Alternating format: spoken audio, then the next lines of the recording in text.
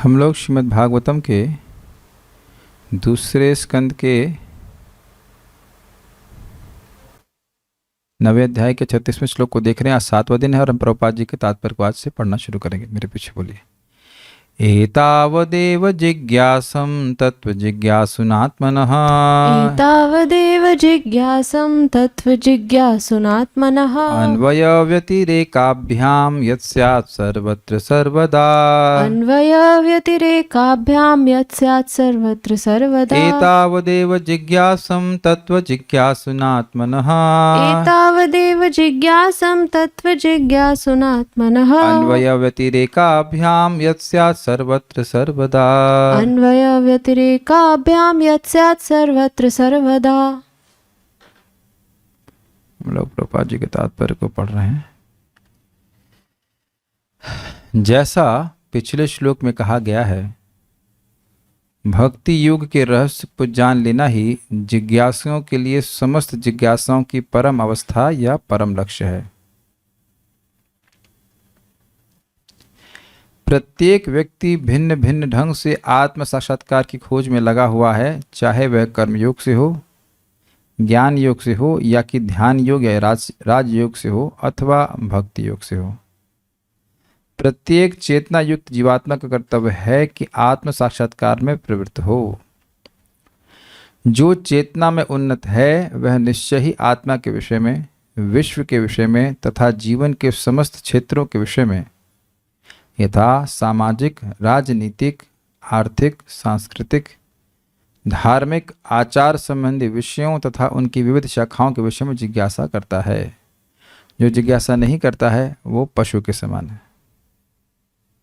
किंतु यहाँ पर तो ऐसी समस्त जिज्ञासाओं के लक्ष्य को बताया गया है, अर्थात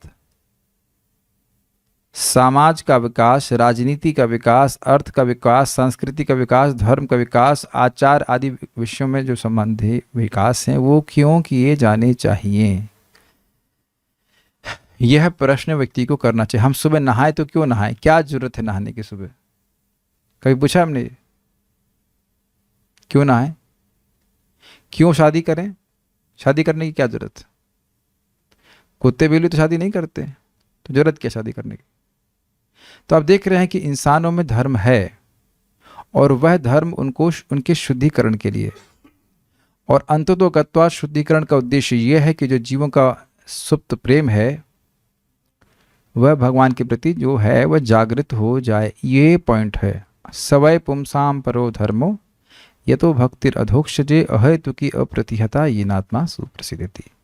ये लक्ष्य रख करके किसी को भी धर्म का पालन करना चाहिए, नहीं तो व्यर्थ है। अभी इतने सारे लोग युद्ध में मर रहे हैं, ये डेटा तो आ रहा है कि कितने लोग मर रहे हैं, लेकिन इस संबंध में डेटा नहीं आया ना कि एक भी मरने वाला गया कहाँ। ये डेटा आपको किसी ब्रेकिंग न्यूज, एक सैनिक स्वर्ग पहुंचा, एक सैनिक ब्रह्मलोक पहुंचा, यह कभी डेटा आया है, कभी न्यूज आई है? यह न्यूज तो आपको भगवत गीता से ही प्राप्त होती है। ऊर्ध्वं गच्छन्ति सत्त्वस्थ मध्य तिष्ठन्ति राजस जगन्न गुणवृत्तिस्थ अधो गच्छन्ति तामस। कभी विचार किया आपने? कभी सोचा इस तरह से? जितने भी कोई न्यूज़ आ रही है कभी ये बताते हैं कि इतने लोग स्वर्ग गए, इतने लोग जानवर की मरने के बाद कौन कहाँ जा रहा है, ये किसी को भी नहीं पता। जो शास्त्र को नहीं पढ़ते हैं उसके उनमें से किसी को नहीं पता, और उस बारे में किसी को कोई चिंता नहीं है।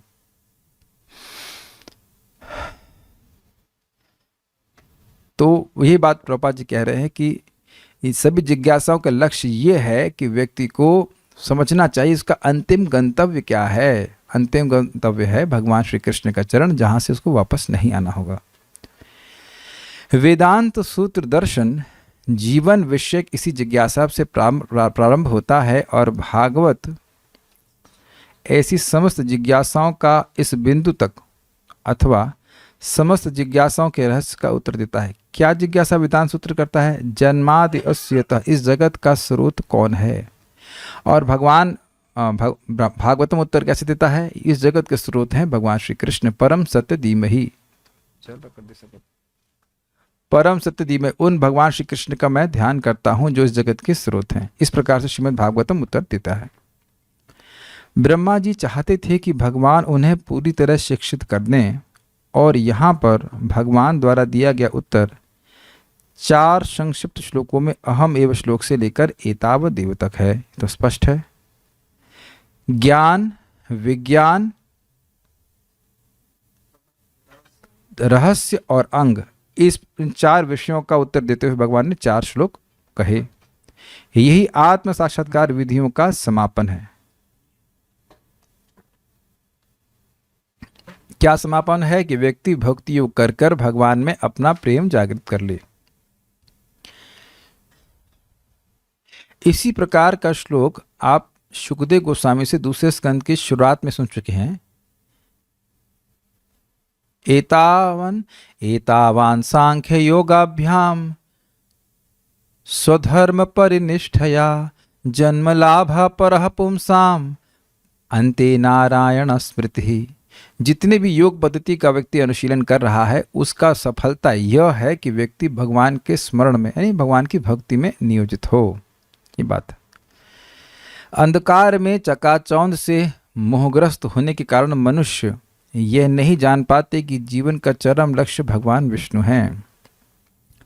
फलस्वरूप प्रत्येक प्राणी अनियंत्रित इंद्रियों द्वारा घुमाया फिराया जाकर इस संसार के गहनतम अंधकार में धंसता जाता है। प्रभुपाद जी की भाषा बड़ी ही काव्यात्मक है। अंधकार में चकाचौंध से मोहग्रस्त, ये क्या मतलब है? आप लोग अब पता नहीं इस उदाहरण को समझ रहे हैं कि नहीं। लखनऊ वाली इस बात को समझ सकते हैं, और लोग यहाँ भी होता होगा शहरों में ऐसा, लेकिन लखनऊ की एक विशेष मार्केट है, सो कहते हैं हजरतगंज। तो वहाँ पे लोग स्पेशली शाम के समय टहलने जाते हैं, और अंधकार हो जाता है तो बस अब दुकानों का उजाला ही दिखता है उस अंधकार में। आप समझ रहे होंगे, उदाहरण बड़ा स्पष्ट है। अंधकार में जो थोड़ा बहुत उजाला होता है उससे व्यक्ति आकृष्ट हो जाता है। सूर्य के समय भी ऐसा होता है, जब सूर्य उपस्थित हो जाता है तो कोई दुकान वाला अपना बल्ब नहीं जलाता, क्योंकि उस बल्ब का प्रकाश जो व्यक्ति सूर्य के समक्ष है उसको आकर्षित नहीं कर सकता। मैं समझा पाया? तो जो व्यक्ति अपने स्वरूप के अंधकार में है उसी को माया की तड़क भड़क आकर्षित करेगी। अब समझ में आया? जब कृष्ण रूपी सूर्य उसके हृदय में उदित हो जाता है तब उसको माया की तड़क भड़क नहीं अच्छी लगती। इसका अनुभव भक्त लोग अपने जीवन में प्रत्यक्षतः करेंगे, कर रहे हैं, करते आएंगे कि साधन अवस्था में भी व्यक्ति देखता है कि भोग आदि का जो हेयत्व है, निकृष्टत्व है, जो उसकी निकृष्टता है, जो उसकी नीरसता है, वह आपके हृदय में प्रकाशित होती जाती है। इसीलिए लोग कहते हैं, एक भक्त हमको बोल रहे थे, हाँ I don't want to do this boring, कौन सा जॉब, कॉरपोरेट जॉब। तो कॉरपोरेट जॉब बोरिंग था पहले, मुझे नहीं पता पहले भी बोरिंग लगता था कि नहीं, लेकिन अब तो बिल्कुल स्पष्ट उसकी नीरसता दिखाई पड़ रही है। आज मेरे मन में बहुत स्ट्रांग ये विचार आता है, क्या हम बस ऐसे खा पी के मर जाएं? क्या ऐसे जीवन जिएंगे हम? Is it not boring? Boring, incomplete तो है ही, बोरिंग ऐसे बस खाएं पिए मर जाएं without any progress towards goal of life. अरे गिरे पड़े चाहे कुछ भी करें, नहीं कुछ तो प्रगति भगवान की तरफ होनी चाहिए ना प्रतिदिन, कुछ तो गाड़ी आगे बढ़े। ऐसे जाम में लगे रहना तो उचित नहीं है। तो अब कह रहे हैं क्या, दूसरी बात ये समझ में आ गया, व्यक्ति अज्ञान में है, वह समझ ही नहीं पा रहा, हम समझ ही नहीं पा रहे हैं कि हम स्वयं ज्ञान आनंदमय हैं, हमको आनंद बाहर ढूंढने की जरूरत नहीं है। देखिए इस समय हमारी कितनी दुर्गति है, मेरी कितनी दुर्गति है कि मैं हमेशा अपने सुख को बाहर ही ढूंढता हूँ। और अद्भुत बात यह है कि बाहर सुख है नहीं, और यह भक्ति करने के बाद आपको दिखने भी लगता है कि अरे बाहर तो सुख नहीं है। यद्यपि प्रयास जारी रहता है, लेकिन अरे नहीं यहाँ तो नहीं है, यहाँ तो गलत ढूंढ रहा हूं मैं। अब क्या सेकंड पॉइंट बोल रहे हैं, फलस्वरूप। हाँ, तो व्यक्ति समझ नहीं पा रहा है कि उसके जीवन के लक्ष्य भगवान विष्णु हैं, उसकी जिज्ञासा भगवान विष्णु के संबंध में होनी चाहिए, कैसे मैं उनकी सेवा कर सकूं। क्लियर समझ में आ रहा है? और अब क्या कह रहे हैं, नेक्स्ट लाइन बड़ी इंटरेस्टिंग है, फलस्वरूप प्रत्येक प्राणी अनियंत्रित इंद्रियों द्वारा घुमाया फिराया जाकर इस संसार के गहनतम अंधकार में धंसता जाता है। इसका क्या मतलब है? आंख कहती है देखो, आंख कहती है ये देखो, कान कहता है ये सुनो, जीभ कहती है खाओ। ये तो कोई समझने में कठिनाई होगी नहीं, तो अनुभव ही हो रहा है। और व्यक्ति को यह नहीं दिखता कि इस प्रकार की इंद्रिय तृप्ति करने से उसे कैसे कर्म बंधन लग रहा है। भोजन सब लोग कर रहे हैं पका पका करके, लेकिन नहीं समझ रहे हैं कि अच्छा अच्छा भोजन खाने से जो भगवान को अर्पित नहीं है, व्यक्ति और कर्म बंधन में फंस रहा है। अनित अदांत गोभिर विषताम तमिश्रम पुनः पुनः चर्वित चर्वणानाम। अदांत गोभी, गो मतलब इंद्रियां, अदांत मतलब, दांत मतलब संयमित करना, और अदांत मतलब संयमित नहीं, असंयमित इंद्रियों के कारण। अदांत गोभिर विषताम तमिश्रम, वही बात प्रभुपाद पे कह रहे हैं। अंधकार में और डूबते जाते हैं। क्या अंधकार? कि मैं आत्मा हूं, आप भी आत्मा हैं केवल मैं ही नहीं हूं। हम लोग ये जड़ शरीर नहीं है। It can not be possible.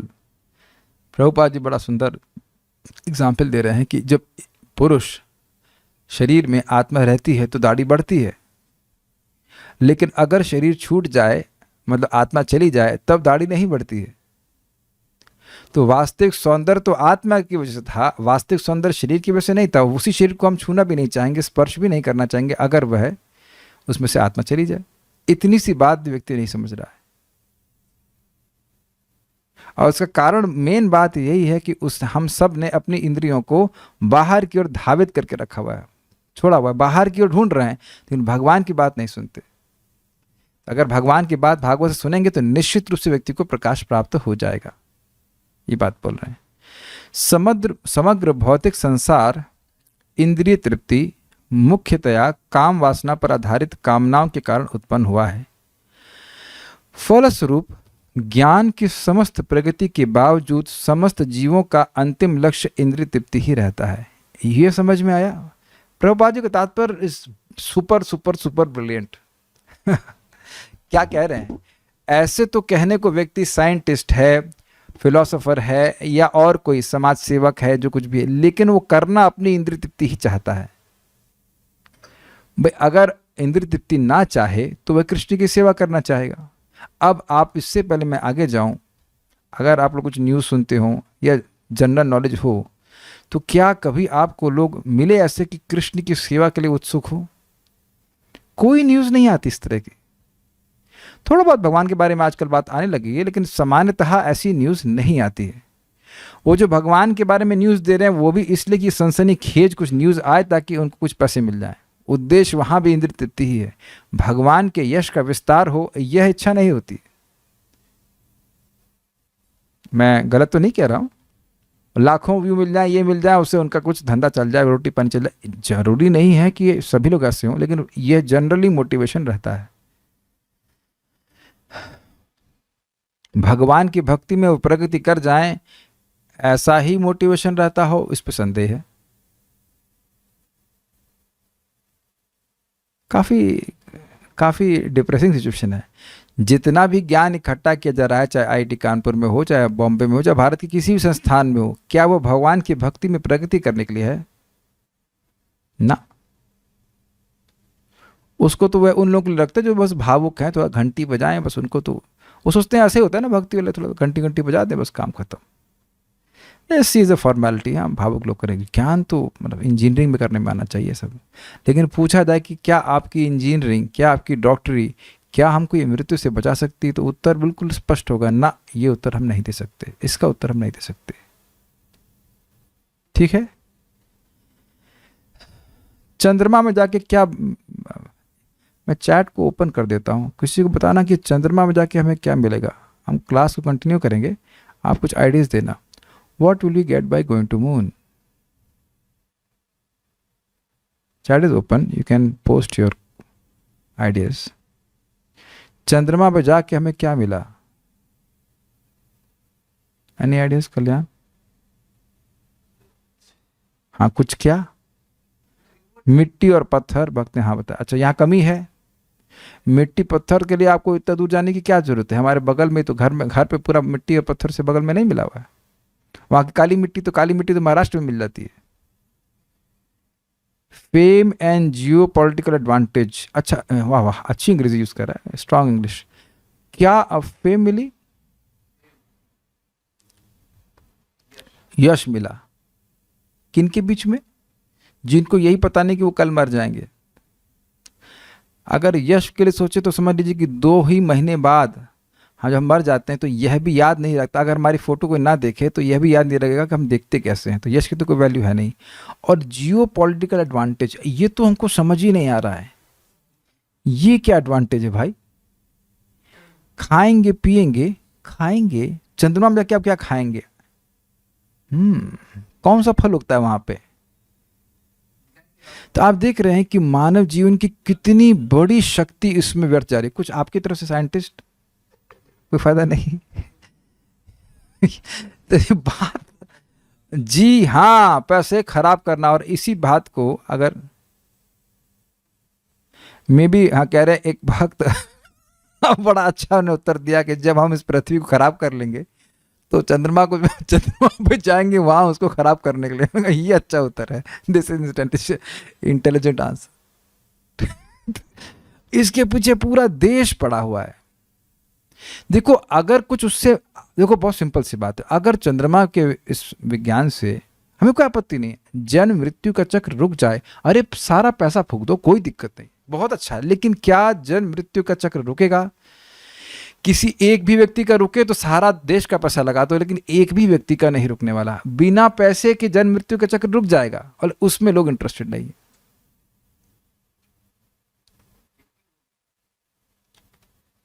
Just आप देख रहे हैं जिज्ञासा, केवल जिज्ञासावश कि चंद्रमा पे क्या है। अरे तो भागवत क्यों नहीं पढ़ लेते? उसमें क्या लिखा है? भागवत में वर्णन है ना ग्रहों का। तो बात यही है कि अंतिम लक्ष्य इंद्रिय तृप्ति ही रहता है। वो कुछ प्रसिद्ध होना चाहते हैं, कुछ जगत में कुछ लोग जान लेंगे, कुछ ताली मार देंगे, बस फिनिश, कुछ सुर्खियों में आ जाएंगे इत्यादि। किंतु यहां पर वास्तविक जीवन लक्ष्य बताया गया है, जिसे भक्ति योग के ज्ञान में दक्ष प्रामाणिक गुरु या जीवित भागवत जीवन के जीवंत पुरुष समक्ष जिज्ञासा करके जाना चाहिए। ये क्या बात बोल रहा है? मतलब देखिए, ऐसा नहीं है कि हम केवल किताब पढ़ करके भक्त बन जाएंगे। ये बात प्रभुपाद जी कह रहे हैं। वह भक्त, चाहे वो शिक्षा गुरु हो चाहे वो दीक्षा गुरु हो, जो अपने जीवन में भक्ति की शिक्षाओं का पालन करते हैं, उनकी शरण में जाना और उनसे जिज्ञासा करना कि हम भक्ति में कैसे प्रगति कर सके। देखिए यहाँ बड़े स्पष्ट बात हो रही, एतावदेव जिज्ञास्यम तत्व जिज्ञासुनात्मनः। ऐसा नहीं है, प्लीज मेरे शब्दों को आप माइंड नहीं करना, ऐसा नहीं है कि दीक्षा का स्टैंप लगा के आ गए और तत्व की कोई जिज्ञासा ही नहीं। सधर्म पृच्छा, ये शिला रूप गोस्वामी जी शब्द इस्तेमाल करते हैं।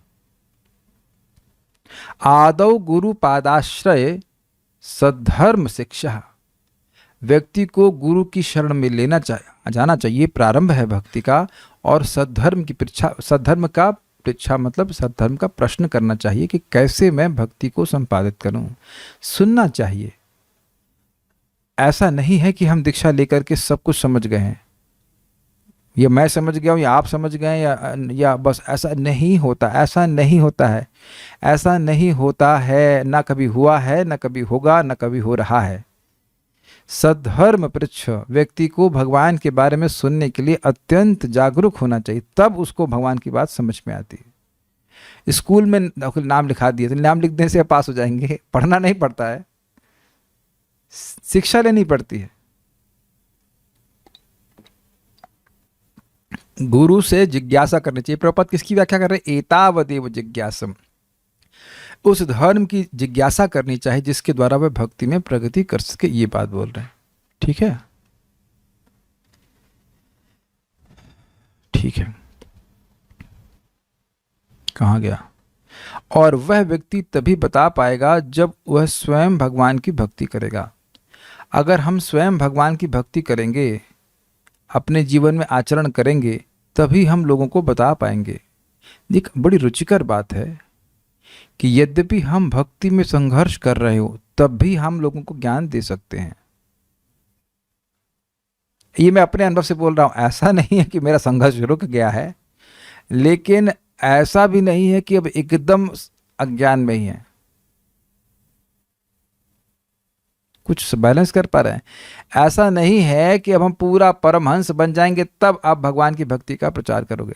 आपको भक्ति का अनुभव होता ही है कुछ, और भक्ति का ज्ञान में कुछ प्रबोध प्राप्त हो ही रहा है सुनने से, उसको आप बताइए। प्रभुपाद बड़ा स्पष्ट कहते थे, what you here you repeat, और उसके द्वारा हम शुद्ध हो जाते। जैसे मान लीजिए कोई चोर है, एकदम अव्वल नंबर का चोर, और उससे आप पूछते हैं हिमालय कहाँ है, तो कहेगा हिमालय भारत की उत्तर दिशा में है।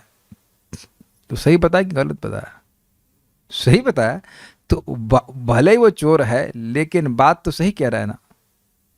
आप ये कहेंगे कि चोर है तो आप हिमालय को नॉर्थ में नहीं मानेंगे।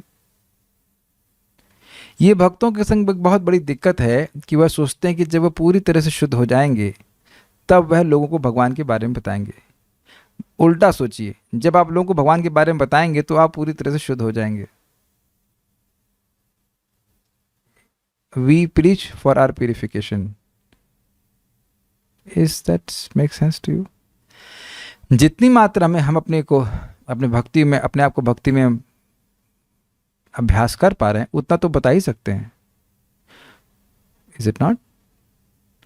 मैं पहले भी उदाहरण दिया है कि देखिए, हम किसी वैद्य की दवा ले रहे होते हैं, पूरे ठीक नहीं होते हैं, 10% भी लाभ होता है और अन्य लोगों को बहुत बहुत अधिक लाभ हो गया है, तब भी हम बताना शुरू कर देते हैं कि भाई यह वैद्य अच्छे हैं, आप भी इससे दवा लीजिए। यद्यपि मैं पूरा ठीक नहीं हुआ हूँ, लेकिन मुझे लाभ होना शुरू हो गया है, आप भी अपना कोर्स चालू कर दीजिए, शुरू कर दीजिए।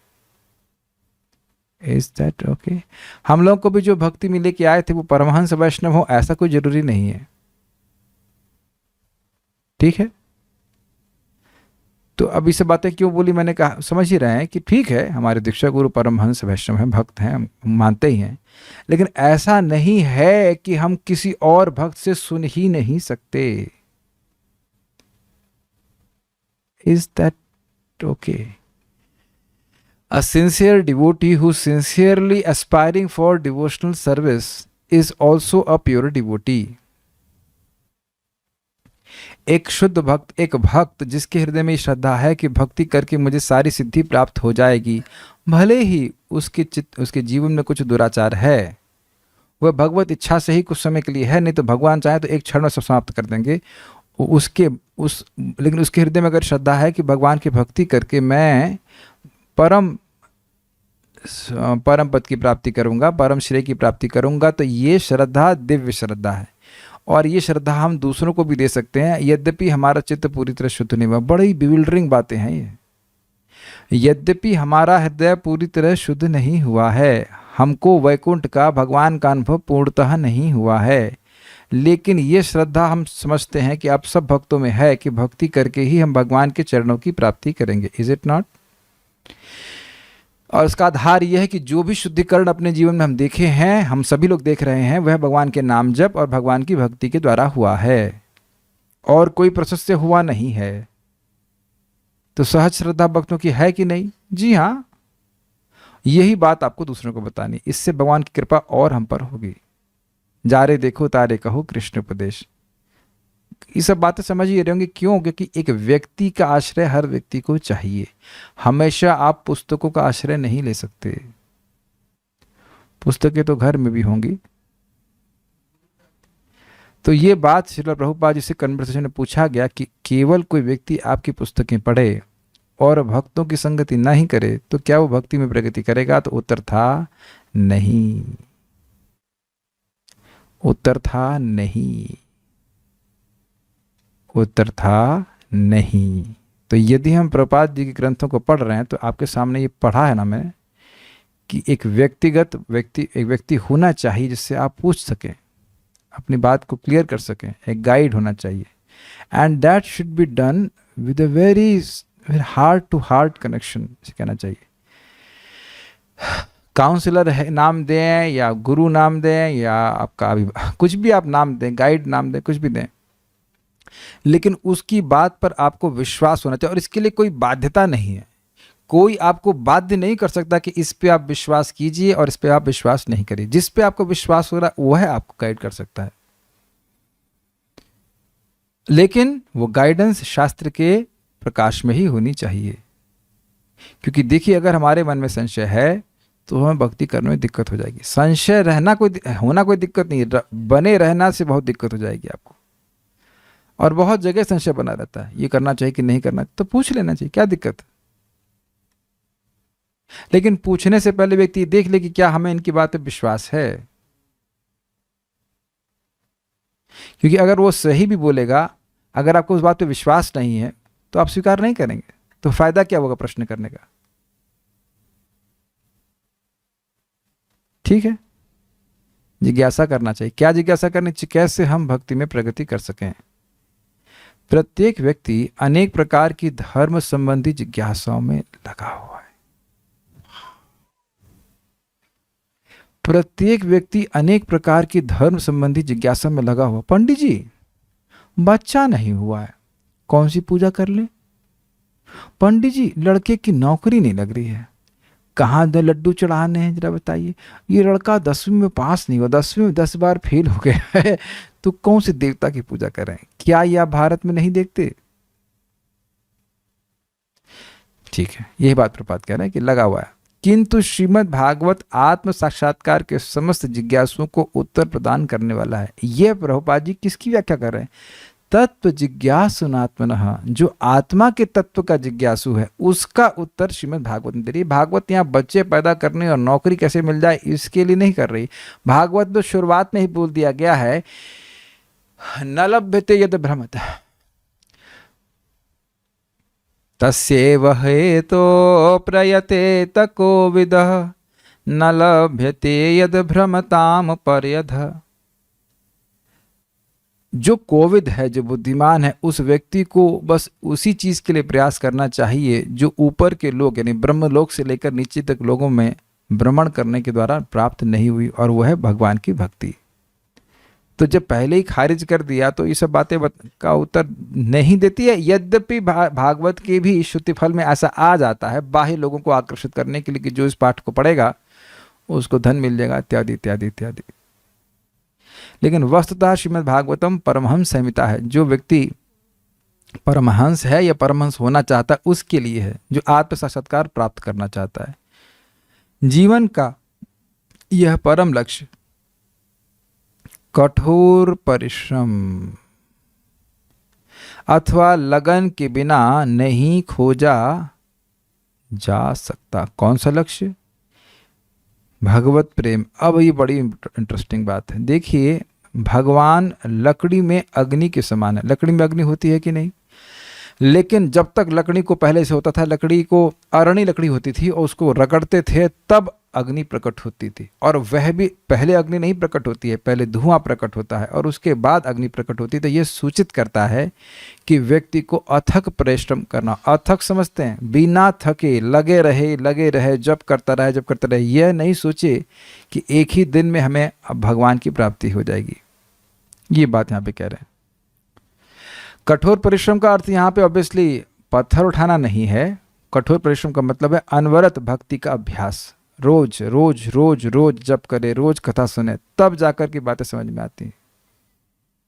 देखिए, अब ये तो कहना नहीं होगा, लेकिन जगत में भक्तों के बीच में एक भ्रांति हो गई कि हमारे 16 माला हो गया है, बस अब हमें अगले 22 घंटों तक भगवान से कोई लेना देना नहीं।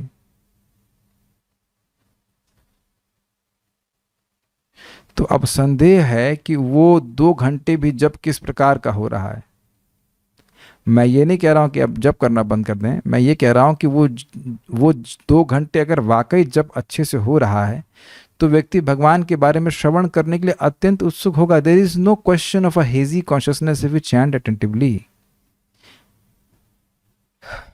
जीवन का उद्देश्य क्या है ये दिखने लगता है अगर आप जप करें। दिख रहा है कि इस पैसे से मैं सुखी नहीं हो रहा, इस इंद्रिय तृप्ति से मैं सुखी नहीं हो रहा। There is nothing in it. दिखना चाहिए भाई, दिखना चाहिए।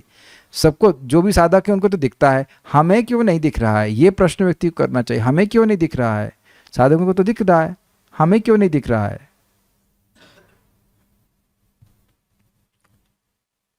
ये बात विचारनी है। आप देखो ना, यहाँ पे जगत में थोड़ा सा भी कंपटीशन सेलेक्ट करने के लिए, सिलेक्शन करने के लिए कितने घंटे पढ़ना पड़ता है। 18 घंटे लोग पढ़ते हैं। एक भक्त ने हमको बताया 30,000 रुपये की नौकरी के लिए वो 18 घंटे पढ़ते थे। Now this is too much, is it not? 18 घंटे। और भगवान की प्राप्ति हम लोग सोच रहे हैं ऐसे ही हलवे में हो जाएगी, बिल्कुल आराम से हो जाएगी। ऐसे कैसे हो जाएगा? आप विचार कर लीजिए। There has to be absolute focus, then we can achieve this goal ना। इसका अर्थ ये नहीं कि हम कुछ ढीले ढाले तरह से कर रहे तो ना करें, भाई जैसे कर रहे हो वैसे भी ठीक ही है, लेकिन ठीक नहीं है, ठीक ही है बोल रहा हूँ भाई। कैसे भी भक्ति कर रही ढीले ढाले तरह से ठीक है, लेकिन ऐसा फोकस होना चाहिए। और आप देख रहे हैं कि जब हम प्रभुपाद जी के तात्पर्य पढ़ रहे हैं तो हम बाध्य हो जाएंगे सीरियस होने के लिए कल सुबह। Is it not? जो गलती आज हमने करी है उस पर विचार करेंगे, हम ये गलती नहीं करेंगे। इट इज भगवान तो देख रहे हैं ना अंदर बैठे बैठे कि ये जप कैसे हो रहा है। ठीक है, वो दयालु हैं, सब कुछ है, लेकिन वे ये भी देख रहे हैं कि कितने आग्रह से हो रहा है, कितना मुझे प्राप्त करना चाहता है। साधन बहुत अच्छे दिए गए हैं, बहुत प्रबल दिए हैं, लेकिन हमारा कुछ उत्साह भी तो होना चाहिए। लिखा है ना, उत्साह निश्चय धैर्य, ये सब बातें हैं। जो व्यक्ति ऐसी सच्ची जिज्ञासाओं से प्रेरित होता हो उसे चाहिए कि ब्रह्मा जी की शिष्य परंपरा के प्रामाणिक गुरु से पूछे, इधर उधर कान फूंकने वाले गुरु से नहीं पूछे जो हमें जीवन का उद्देश्य नहीं बता सकें। यही इस श्लोक में निर्देशित है। क्या? प्रामाणिक गुरु के पास जाकर के जीवन के उद्देश्य के बारे में पूछना चाहिए। चूंकि भगवान ने इस रहस्य को ब्रह्मा जी के समक्ष प्रकट किया था, अतः आत्म साक्षात्कारी संबंधी सारी जिज्ञासाएं ऐसे गुरु के समक्ष प्रकट की जानी चाहिए जो शिष्य परंपरा से मान्य भगवान का सीधा प्रतिनिधि हो। क्या मतलब है? ब्रह्मा जी जैसे महान व्यक्ति को भी भगवान से सुनना पड़ा, तो जो व्यक्ति या तो भगवान से सुना हो या भगवान से आने वाली परंपरा से सुना हो, वही भगवान के बारे में ठीक ठीक बता सकता है। ये बात प्रभुपाद जी कह रहे हैं। ऐसा प्रामाणिक गुरु शास्त्रों के प्रमाण के आधार पर प्रत्यक्ष तथा अप्रत्यक्ष रूप से सारी बात को स्पष्ट करने में समर्थ होता है। यद्यपि प्रत्येक व्यक्ति को छूट है कि वह इस संबंध में शास्त्रों का अवलोकन करे, किंतु फिर भी उसे प्रमाणिक गुरु के पथ प्रदर्शन की आवश्यकता पड़ती है। यह इस श्लोक में यही आदेश है। क्या समझ में आया? अगर स्वतंत्र रूप से व्यक्ति शास्त्र पढ़ रहा है तो उसको यह नहीं समझ में आएगा कि शास्त्रों का निचोड़ क्या है। इसीलिए प्रथम स्कंद के प्रथम अध्याय में शौनक आदि ऋषि, जो हमसे बहुत, हम लोग तो कुछ तुलना में नहीं, उनका ज्ञान कितना अधिक है, वह पूछ रहे हैं सूत गोस्वामी जी से कि शास्त्रों का वह सार बताइए जिसके द्वारा आत्मा प्रसीसु प्रसिद्धि, आत्मा सुखी हो जाए। सार बता दीजिए, क्योंकि शास्त्र पढ़ने की क्षमता और जीवन और सामर्थ्य कलयुग के जीवों का नहीं है। सार बता दीजिए। सार यही भगवान श्री कृष्ण की भक्ति, और यही सार आप भगवान के द्वारा भी सुन रहे हैं। रहस्य प्रेम भक्ति और तदंग उसका साधन भक्ति, इसके द्वारा कि भगवान के प्रेम प्राप्त हो जाए। ये बात है। प्रामाणिक गुरु भगवान का सबसे अधिक विश्वास पात्र प्रतिनिधि होता है। अतः मनुष्य को चाहिए कि गुरु से उसी भाव से आदेश प्राप्त करे जिस प्रकार ब्रह्मा जी ने भगवान श्री कृष्ण से प्राप्त किया था। क्या मतलब है? बड़े विनीत भाव से और विश्वास के संग और उस आज्ञा को क्रियान्वित करने के भाव से सुने। आप देखिए, गुरु महाराज यही बोलते हैं ना कि 16 माला का जप आप बहुत गंभीरता से कीजिए। अब हर बार ये एक ही बात क्यों बोलते हैं? कुछ नया इंस्ट्रक्शन क्यों नहीं? परम पूज्य राधा गोविंद महाराज के पास उनके शिष्य गए और बोले, महाराज जी हम आपकी क्या सेवा कर सकते हैं? तो महाराज ने कहा, आप अपने जप को बहुत गंभीरता से करें, यही मेरी सेवा है। तो कई बार ही समझने में बड़ा कठिन लगता है, ये क्या सेवा है? हाँ जी, यही सेवा है। इसको नेग्लेक्ट करते हैं और सोचते हैं कि गुरु कि और अलग कोई सेवा हो जाएगी। यथा कालम यथा कामम। कठिनाई यह है कि व्यक्ति को शायद ये न समझ में आता हो कि ये इतनी छोटी सी चीज इतना बड़ा प्रभाव कैसे दिखाई पड़ेगी, लेकिन गुरु महाराज को ये रियलाइजेशन है कि हरे कृष्ण मंत्र के द्वारा ही सारी सिद्धि हो जाएगी। यही भगवान भी कह रहे हैं, यह होते सर्व सिद्धि होय बे तुम्हार। इसी प्रकार से गुरु महाराज भी बात कर रहे हैं, जो भगवान कह रहे हैं वही बात गुरु भी कहते हैं। मन मना भव मद भक्तो मदिया जिमाम नमस्कार। तुम कृष्ण के स्मरण करो, कृष्ण का भक्त बनो, कृष्ण की पूजा करो और कृष्ण को नमस्कार करो। ऐसे ही वो सिद्ध हुए हैं और ऐसे ही वो हमको भी बता रहे हैं। कुछ भी नया नहीं करना है। Do not create anything new, do not create anything of your own. यही प्रभुपाद जी बता रहे हैं, स्पष्ट है। उस शिष्य, ये थोड़ा समझना चाहिए। ब्रह्मा जी ने कहा भगवत शिक्षितम अहम करवाणी ही अतंत्रिता। भगवान के द्वारा शिक्षा प्राप्त करके मैं उस शिक्षा को निरालस्य होकर के संपादित करूंगा।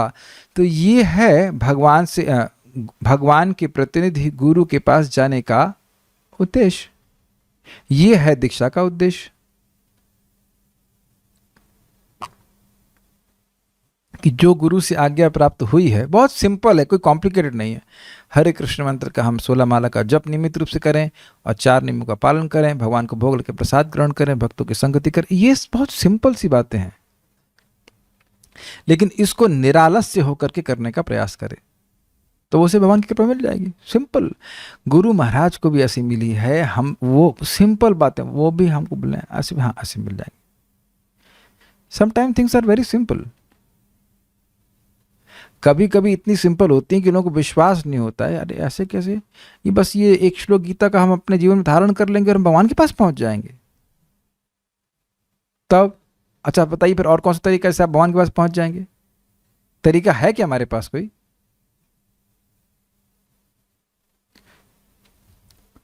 उस शिष्य, हमको एक इस्कॉन में और प्रभुपाद जी की बात में एक बहुत अच्छी बात लगती है, बहुत ज्यादा अच्छी लगती है।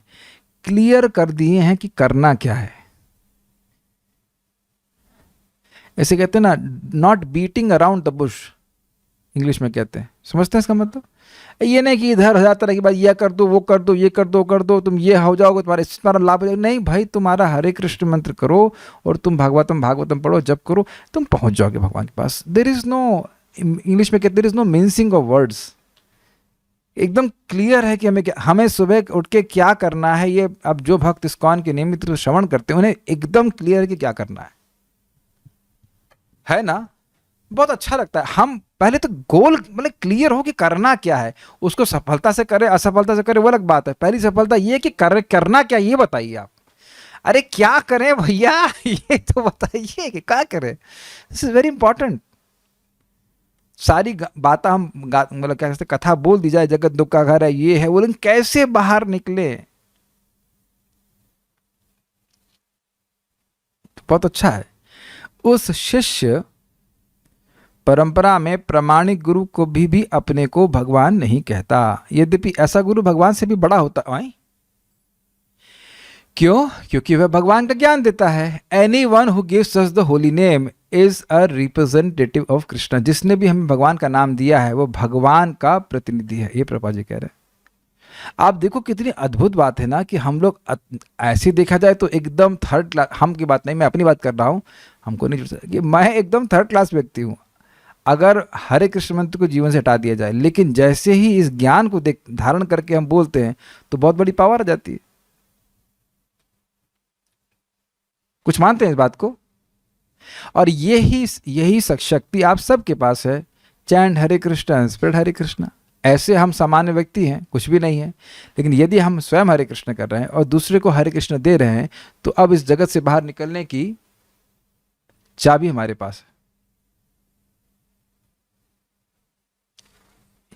ये सबको सीक्रेट पता नहीं है जगत में, नहीं पता ही नहीं है लोगों को।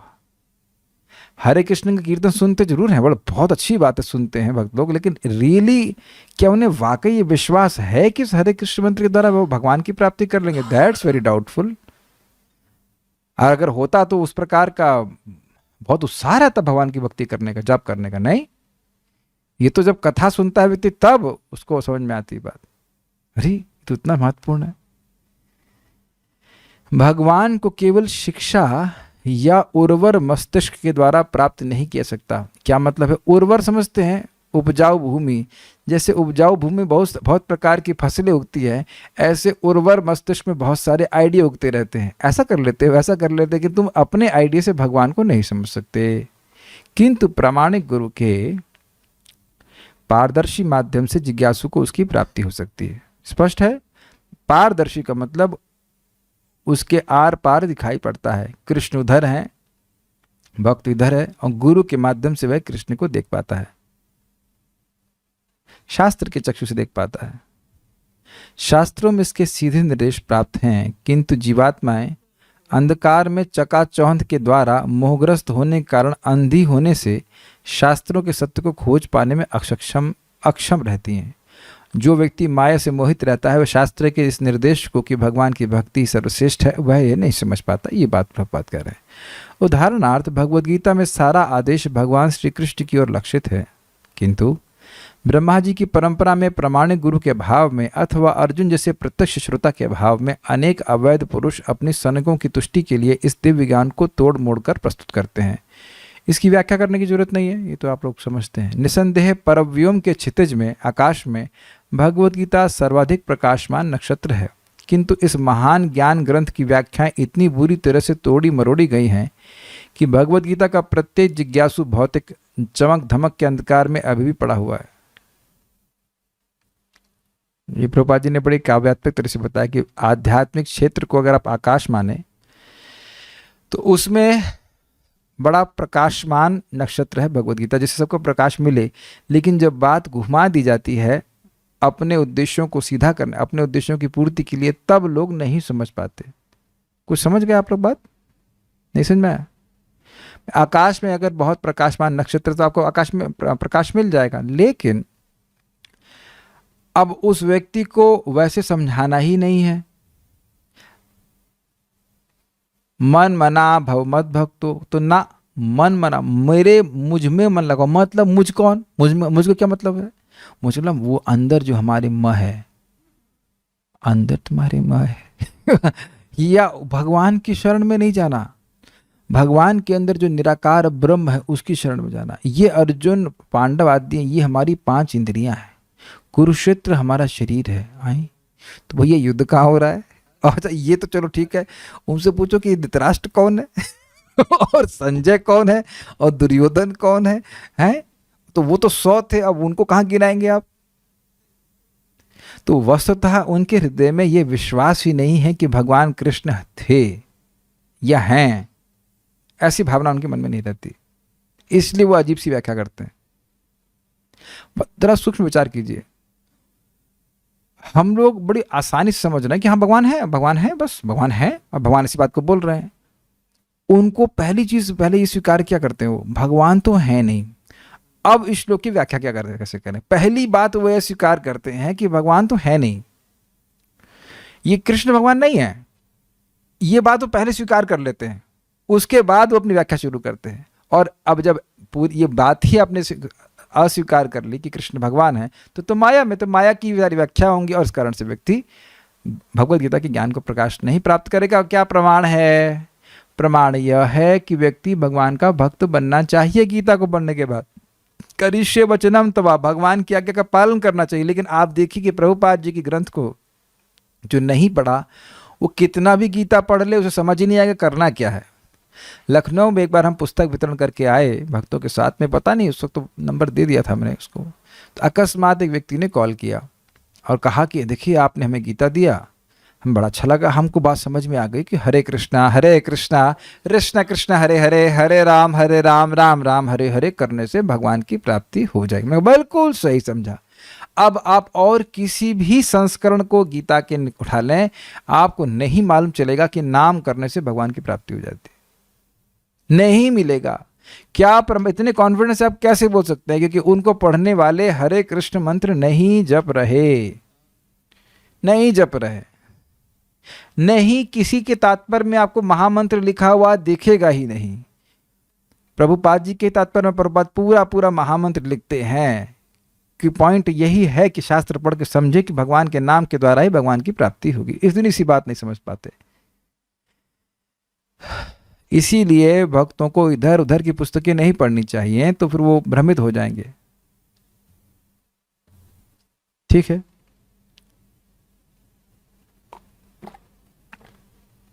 ठीक है। ऐसे जिज्ञासुओं को शायद ही भगवत गीता से प्रकाश मिल पाता हो। किन जिज्ञासुओं को? जो भगवत गीता की प्रमाणिक व्याख्या को नहीं समझते। गीता में मुख्य रूप से वही आदेश दिया गया है जो भागवत के इन 4 मूल श्लोकों में प्राप्त है, किंतु अनधिकृत व्यक्तियों द्वारा इसकी गलत तथा फैशन परस्त व्याख्या से कोई सही निष्कर्ष तक नहीं पहुंच सकता। अब एक प्रश्न हो गया, फैशन परस्त क्या होता है? एक फैशनेबल एक्सप्लेनेशंस, इसका मतलब क्या है? देखिए, फैशन का आपने एक स्वभाव देखा होगा कि आजकल ये फैशन चल रहा है ना। कभी कभी पैंट, हमारे जब हम लोग इस तरह से पैंट पहनते थे तो पहले सीधी पैंट पहनते थे, फिर एक बेल बॉटम कुछ होता है उस तरह के पहनने, लोगों को देखा कि लोग ऐसे पहन रहे तो उसको उस तरह से बनवा दिया। एक प्रकार की एक लहर चलती है और उस फैशन को व्यक्ति स्वीकार करता है। फैशन लहर की तरह आता है ना, एक लहर आई उसका फिर दूसरी लहर आई, स्टैंडर्ड अंडरस्टैंडिंग नहीं होती। तो यही प्रभुपाद जी कह रहे हैं कि कलयुग में लोगों के संग यही प्रॉब्लम है कि वह एक स्टैंडर्ड अंडरस्टैंडिंग नहीं स्वीकार करते। आप लोगों को अनुभव बिल्कुल स्पष्ट हो रहा होगा, बिल्कुल प्रत्यक्ष है कि जब हम लोग आचार्यों की टीका, प्रभुपाद की बात पढ़ते हैं तो हृदय में एक प्रसन्नता होती है। वाह क्या अर्थ है! जैसे आज मैं सुबह पढ़ा रहा था, उदारः सर्व एवते ज्ञानी त्वात्मेवमेवतम न तेषाम ज्ञानी नित्य युक्त एक भक्तिर विशिष्यते प्रियो ही ज्ञानी नत्यर्थम अहम सच मम प्रिय। तो ये ज्ञानी 4 प्रकार के लोग भगवान के पास आते हैं, तो ज्ञानी भगवान कह रहे हैं यह मुझे बहुत प्रिय है, ये सर्वश्रेष्ठ है, विशिष्ट है। क्यों विशिष्ट है? तो कहते हैं नित्य युक्त, वह नित्य युक्त है, और एक भक्ति, उसकी भक्ति मुझ में ही है, और वह मुझे बहुत प्रिय है और मैं उसको बहुत प्रिय हूँ। तो सीधा स्वामीपाद कहते हैं कि इन 4 कारणों की वजह से वह विशिष्ट है। तो देखिए, श्लोक से ही बोल रहा है ना। जब मैंने उसे पढ़ा तो मुझे बहुत अच्छा लगा, और जब भक्तों को बता रहा था तो भक्तों की प्रसन्नता हुई। कल भी हम लोग भागवतम की चर्चा कर रहे थे, देखिए प्रसन्नता क्यों हो रही है, क्योंकि भगवान इन व्याख्याओं से प्रसन्न हैं। आचार्यगण भगवान की बात को समझते हैं, वो मन गणन व्याख्या नहीं करते। यही तो बात इंपॉर्टेंट है, because they want to please Krishna. समझने का प्रयास कीजिए, उनके हृदय में भगवान हैं, वह भगवान को संतुष्ट करना चाहते हैं। अब आपके सामने ही सिंपल सी बात सोचिए ना, आपने कुछ बोला और आप सामने बैठे हो, तो क्या मैं ऐसा कुछ बोल सकता हूं जो आपको पसंद ना हो? मेरी बात आप समझ पा रहे हैं? हम तो अभी सुन रहे हैं कि भगवान हमारे हृदय में है, लेकिन आचार्य गण तो अपने हृदय में भगवान को सीधे देखते हैं। नारद जी कहते हैं ना, जैसे ही वो भगवान का कीर्तन करने के लिए शुरू होते हैं, भगवान उनके हृदय में ऐसे प्रकट हो जाते हैं जैसे आहूत इव, जैसे मानो उनको बुलाया गया हो। बुलाते नहीं, वो अपने आप प्रकट हो जाते हैं। तो वो तो ऐसी बात बोल ही नहीं सकते जो गलत हो, जो भगवान को अप्रसन्न करने वाली हो। इसलिए लोगों को लुभाती है वो बात, और अच्छा लगता है क्योंकि भगवान उससे प्रसन्न होते हैं। और जो बातें भगवान की कथा से च्युत हैं, उसमें भगवान का यश नहीं है, दैट इज डेड मैटर। उस 2-3 बार पढ़ेंगे फिर आप बोर हो जाएंगे, ना ये तो अच्छा नहीं है, क्योंकि भगवान वहां अवस्थित नहीं है।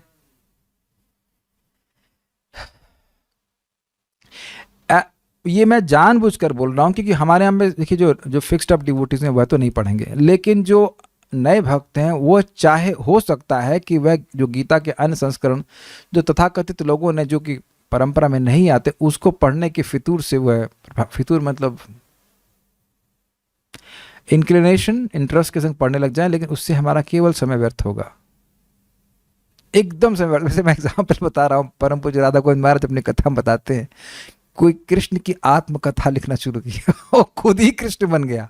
मेरा जन्म मथुरा में हुआ, फिर उसके बाद मेरे पिताजी मुझको वृंदावन लेके। अरे तुम कुछ जानकारी नहीं। ऐसे ही बंकिम चंद्र चटर्जी, जहाँ तक मैं समझ रहा हूँ ना, रविंद्रनाथ टैगोर, दोनों में से कोई एक व्यक्ति था, शायद रविंद्रनाथ टैगोर जी थे, उन्होंने भगवान कृष्ण पर कुछ लिखा और काफ़ी गलत लिख दिया था। तो फिर श्रील भक्ति ठाकुर जी ने संशोधन किया तो उन्हें स्वीकार किया। तो काफ़ी बड़े विज्ञान, वो मतलब बुद्धिजीव थे, लेकिन फिर भी भगवान के बारे में नहीं समझ सकते अगर परंपरा में ज्ञान प्राप्त नहीं हो। भाई देखिए, एक बात बिल्कुल सीधी समझ लेनी चाहिए, जब ब्रह्मा जी से बड़ा तो कोई बुद्धिजीवी है नहीं, और उनको भगवान से सुनना पड़ा, तो बाकी सब लोग की बुद्धि तो ब्रह्मा से कुछ कम ही है ना, बहुत कम है। इतनी नम्रता तो होनी चाहिए ना। एक व्यक्ति फिलोसफर का आज मैं कथन सुनने को मिला कि सबसे बड़ा धर्म है अपने पे विश्वास करना। नहीं, ये कहाँ से आया? एक प्रश्न आ जाता है, कहाँ से आया ये सबसे बड़ा धर्म? अच्छा, किस आधार पे आप बोल रहे हैं? कौन सी किताब में लिखा है? अपनी किताब में? ये विवेक कहाँ से मिला आपको? हमें तो इसको सुनकर आनंद नहीं आया। सवय पुंसाम परो धर्मो ये तो भक्ति रधोक्ष जय सवय अहेतु की अप्रतिहता येनात्मा सुप्रसिद्ध। यह तो बिल्कुल भागवत से है, बिल्कुल स्पष्ट है। ये कहाँ से आ गया कि अपने पे विश्वास करो? ये कहाँ से आया? गीता में कहाँ लिखा अपने पे विश्वास करो, ये करो, वो करो? भगवान कह रहे मेरी शरण में आओ। ये नहीं कह रहे कि अपनी इंद्रिय पे बिल्कुल विश्वास मत करो। भगवान तो ये कहते हैं, है ना, कह रहे कि इंद्रिय पे विश्वास करो। कहते हैं इंद्रियाणी प्रमाथीनि हरंती प्रसभम मना। तुम हो कौन? अपने पे विश्वास करो।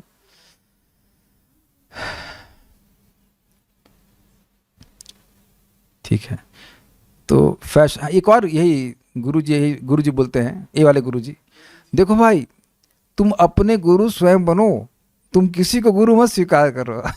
उनसे पूछो, अगर आपकी ये बात मानते हैं तो हमें आपकी बात भी नहीं माननी चाहिए, अगर आपकी बात मानेंगे तो फिर हम आपको गुरु मान रहे हैं। तो ये है फैशन परस्त व्याख्या। और आजकल प्राय लोग कुछ नई बात मानते। इतना गुस्सा आया मुझे, किसी ने क्लिप भेज दी, एक गुरुजी को पूछा, गुरुजी कृपा कहाँ है? वोडका की बोतल में। अरे बाप रे, और सब ताली बजा रहे हैं। Is this not dam foolishness? हाँ, नरक का रास्ता गुरु बता रहा है। मतलब अगर 20 की स्पीड हो तो और थोड़ा तेज कर दी जाए। It's amazing. और इतना भी विवेक नहीं लोगों का। या फिर एक व्यक्ति, हमको तो हंसी आ रही है, प्रेम कृष्ण प्रभु के यहाँ पे जेल में कोई व्यक्ति आए, बोले गीता, अब गीता देखिए, गीता की व्याख्या, यदा यदा ही धर्मस्य ग्लानिर्भवति भारत अभ्युत्थानम अधर्मस्य तदात्मानं सृजाम्यहम्। जब जब धर्म की ग्लानि होती है और अधर्म का नाश होता है तो मैं अवतारित होता हूँ। तो मैं कौन? भगवान कृष्ण बोल रहे हैं, बड़ा स्पष्ट। तो अब देखिए इन गुरु जी की व्याख्या, भगवान कैसे आ सकते हैं? हम और आप आते हैं धर्म की संस्थापना करने। तो आप, इसमें तो मैं लिखा है, इसमें ये तो नहीं लिखा है वयम, हम सब अवतरित होते हैं, ये तो नहीं बोल रहे हैं भगवान। भगवान बोल रहे हैं कि मैं अवतरित होता हूं। और उनसे पूछ लिया जाए कि आप अवतरित होकर कौन सा धर्म स्थापित किए? धर्म विरोधी बातें तो कर रहे हो और आप कह रहे हो कि धर्म स्थापना कर रहे थे। सी, और बड़े कॉन्फिडेंस से कॉलेज में ऐसे लोगों को प्रवचन करने के लिए बुलाया जाता है। मैं बाली गया तो बहुत बड़ा स्कूल, मतलब आप कल्पना, हमने तो स्कूल देखे नहीं, बहुत बड़ा स्कूल और बड़े समर्पित बच्चे वहाँ पे। तो कह रहे हम लोग भी यहाँ पे ट्रांसेंडेंटल मेडिटेशन कराते हैं। हमने कहा ट्रांसेंडेंटल क्या होता है? तो वो तुमको नहीं पता। तो आपको पता ही नहीं कि ट्रांसेंडेंटल क्या होता है, तो आप ये कैसे जान रहे हो कि ट्रांसेंडेंटल मेडिटेशन हो रहा है? Got it? इस प्रकार का अंधकार कलियुग में व्याप्त है। ऐसे व्यक्ति से बचना चाहिए, भगवान की प्रमाणिक ज्ञान को स्वीकार करना चाहिए। भगवद गीता 18.61 में स्पष्ट उल्लेख है, ईश्वरः सर्वभूतानां हृदेश अर्जुन तिष्ठति भ्रामयन् सर्वभूतानि यंत्र रूढ़ानि मायया। भगवान परमात्मा रूप में सभी जीवों के हृदयों में स्थित हैं और अपनी बहिरंगा शक्ति के द्वारा संसार के समस्त प्राणियों को नियंत्रण में रखते हैं। अतः यह स्पष्ट उल्लेख है कि भगवान परम नियंता हैं और जीवात्माएं भगवान द्वारा नियंत्रित हैं। उसी भगवद गीता में भगवान आदेश देते, रुकिए, अब इसकी गलत व्याख्या। यहाँ भगवान का नाम कहाँ है? यहाँ कहाँ बोला जा रहा है कि कृष्ण ईश्वर है? ये नलायक जिसको नहीं स्वीकार करेगा, देखो इसमें लिखा है ईश्वर सभी जीवों के हृदय में है। ये नहीं लिखा है कि कृष्ण सभी के जीव में, सभी के हृदय में है। अब वो गधा गीता के उस श्लोक को नहीं सोचेगा, अहम आत्मा गुडाकेशा सर्वभूताशय स्थितः। अहम आत्मा गुडाकेश, हे गुडाकेश अर्जुन, मैं सभी के हृदय में परमात्मा के रूप में है। और उसके बाद 13वां अध्याय, क्षेत्रज्ञम अपि चा विद्धि क्षेत्रज्ञम अपि चा विद्धि सर्वक्षेत्रेषु भारत। मैं भी सभी क्षेत्रज्ञ के रूप में सभी क्षेत्रों में, सभी शरीर में हूं। वो नहीं देखेगा, ये देखेगा बस ईश्वरः सर्वभूतानां हृदेश अर्जुन। ईश्वर है, ईश्वर, वो ईश्वर परम पिता परमात्मा। लेकिन वो पूरी बात तो समझने का प्रयास करो, पूरी गीता पढ़ो तो वो ईश्वर कौन है? परमेश्वर भगवान श्री कृष्ण है। आप समझने का प्रयास कीजिए। देखिए, जो स्टूडेंट है उसको ज्ञान नहीं होता। मान लीजिए मैं एस्ट्रोलॉजी सीखने चालू करूं तो टीचर बता देगा ये 12 हाउस है, तो हम ये मान लेंगे 12 हाउस है। ये 10th हाउस, ये मान लेंगे 10th हाउस है, बिल्कुल अबोध होता है कि नहीं बच्चा। तो उसी प्रकार से गीता हम प्रामाणिक रूप से सुनते हैं तो कई सालों के बाद व्यक्ति के अंदर सामर्थ्य उत्पन्न होता है कि बात सही बोल रहे हैं कि गलत बोल रहे हैं। समझ पा रहे हैं मैं क्या कह रहा हूं? एक झटके में बात समझ में नहीं आती कि शास्त्र की बात सही कि गलत है। तो किसी के संग कितना बड़ा द्रोह हो रहा है कि शुरुआत से उसे गलत पढ़ाया जा रहा है। कुछ धर्मों में शिक्षा दी जाती है कि जब तक आप इतने लोगों को मार नहीं देंगे आपको जन्नत नहीं मिलेगी। वो बचपन से ऐसे ही पढ़ाते ही हैं उनको, तो इस प्रकार की उनकी मति हो जाती है।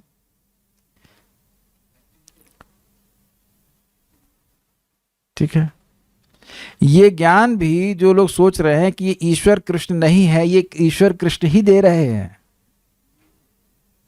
ये वो नहीं समझ पा रहे हैं। इस श्लोक की गलत अंडरस्टैंडिंग भी भगवान ही दे रहे हैं, क्योंकि वह व्यक्ति गलत अंडरस्टैंडिंग ही चाहता है।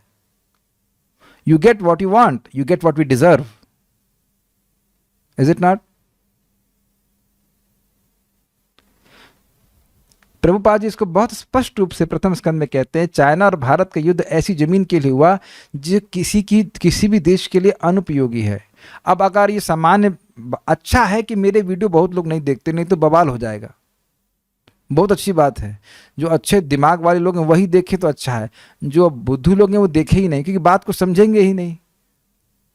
वो केवल देहात्म बुद्धि से ग्रस्त होकर वैसे ही एनालिसिस करेंगे। इतने जगहों पे इतने लोग मर रहे हैं, उस किस चीज के लिए बताइए, किस चीज के लिए? तो अब अद्भुत बात है कि भगवान ऐसे ना लीडरों को ना चेलों को कभी भगवान ज्ञान देते ही नहीं है कि तुम्हें इससे कोई फायदा नहीं हो रहा है। They can not see, they just can not C.